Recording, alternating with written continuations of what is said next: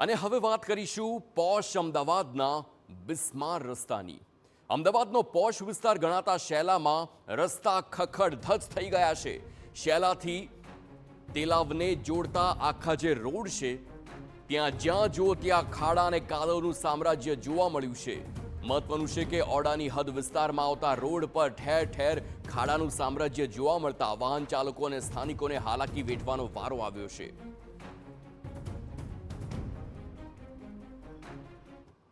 પહેલો મેં મારી લાઈફમાં સૌથી પહેલી વાર આવો ખરાબ રસ્તો જોયો। હવે ગવર્મેન્ટ વાતો કરે વિકાસની, પણ આ કઈ વિકાસ કહેવાય?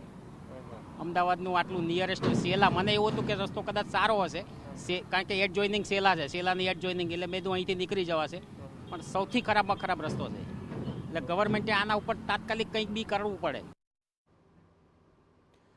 બિસ્માર રસ્તાથી ત્રાહિમામ પોકારેલા લોકોનું કહેવું છે કે દિવાળી બાદ પણ રસ્તાનું સમારકામ હાથ નથી ધરાયું। વારંવાર ધારાસભ્ય અને તંત્રને રજૂઆત કરવા છતાં કોઈ પરિણામ નથી મળ્યું, જેને લઈ સ્થાનિકોમાં રોષ છે।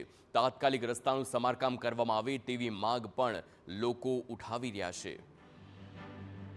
ભાઈ તેલાઈથી માંડીને છેલ્લા રોડ લગીને એટલો બેકાર રસ્તો છે। છેલ્લા 3 વર્ષથી આ રોડની સમસ્યા એટલી ખરાબ છે કે ના પૂછો ભાઈ।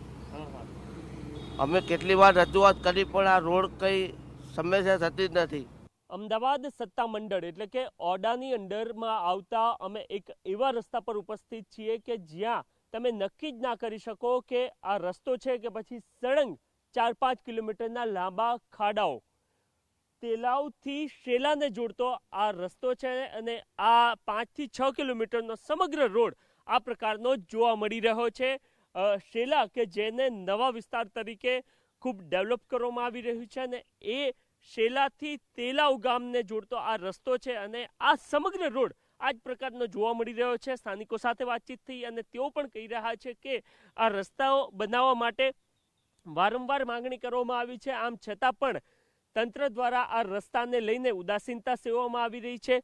ધારાસભ્ય એ જે મુખ્ય રોડ છે સરખેજને જોડતો, સાણંદથી સરખેજ જતો, ત્યાંથી રોજ પસાર થાય છે, પરંતુ એને જ જોડતો આ રોડ એમને દેખાતો નથી અને સ્થાનિકો પરેશાન છે। અને ખરા અર્થમાં હું પણ આ રોડ પરથી નીકળ્યો છું અને મેં પણ જોયું છે, અત્યાર સુધી અનેક જગ્યાઓ પર કવરેજ કર્યું છે તો એ રસ્તાઓની બદતર સ્થિતિ દર્શાવી છે અમે, પરંતુ આ પ્રકારનો બદતર સ્થિતિમાં ખરાબ હાલતમાં રોડ અમે ક્યાંય નથી જોયો। એ પ્રકારનો આ રોડ જોવા મળી રહ્યો છે।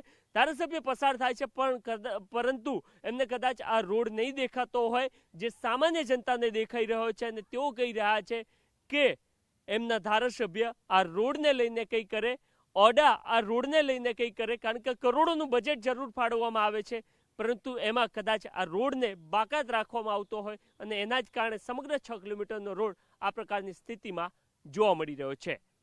કેમેરામેન દીપક સેન સાથે નરેન્દ્ર રાઠોડ, TV9 અમદાવાદ।